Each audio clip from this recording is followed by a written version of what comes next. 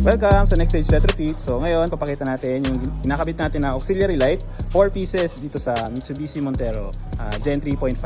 So, buksan nga natin. So, yan.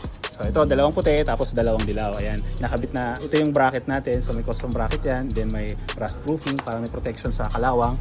Tapos, yung wiring natin. So, ayan. Tapos, yung ating safety fuse.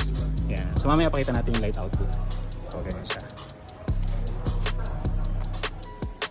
Ayan, dito naman tayo sa loob. So, papakita natin, yan, nakabukas ngayon yung headlight.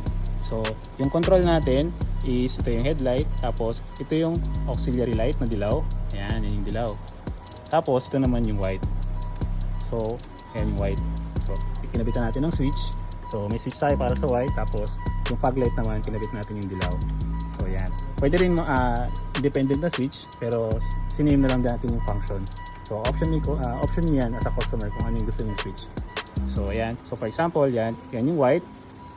Tapos, ito yung yellow. Ayan. Tapos, pag magkasama sila, nagiging warm white.